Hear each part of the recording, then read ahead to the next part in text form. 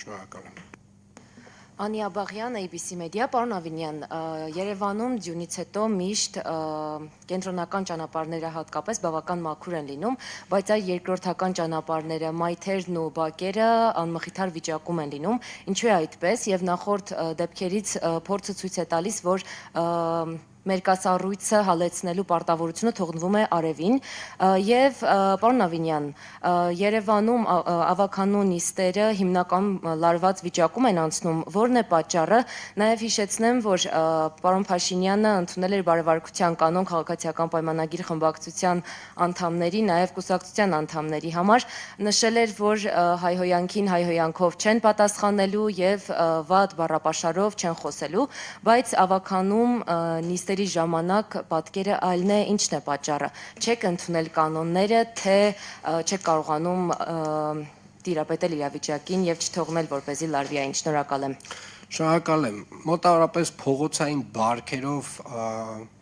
խոսող այն անձինք, ովքեր որ պատահմամբ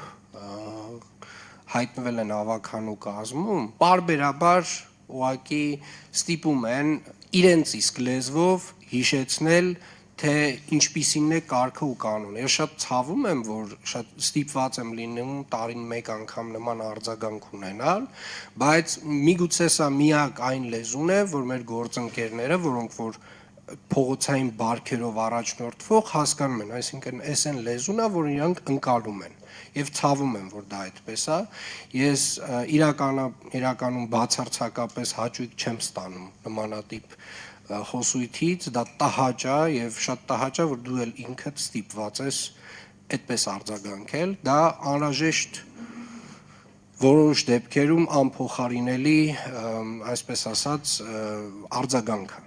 Ինչ վերաբերում է ձյան հետ կապված մաքրման աշխատանքներին, Երևան քաղաքում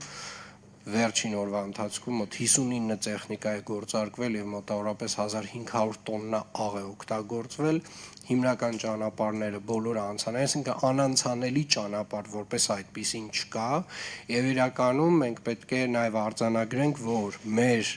հանրային հատվածում, մեր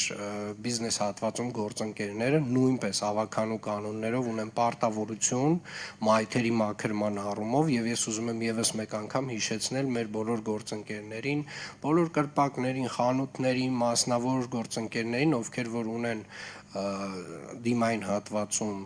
հանրային տարածքներ, իրենք ունեն պարտավորություն այս աշխատանքներում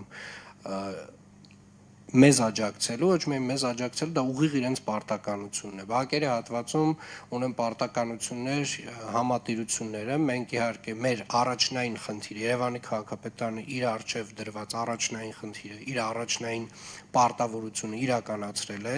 եւ իրականացնում է եւ կարծում եմ այս անգամ բավական հաջող եւ արագ է արձագանքը մեր ստացվել։ Մենք ունենք նաեւ հունվարի 1-ին նմանատիպ մոտավորապես նմանատիպ ծավալների տեղումներ եւ մենք կարծում եմ կրկին պատրաստ ենք լինելու դրան։ Շնորհակալ եմ։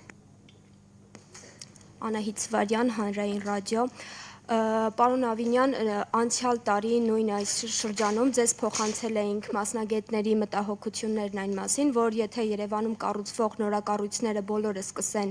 շահագործվել, կոյուղատարերը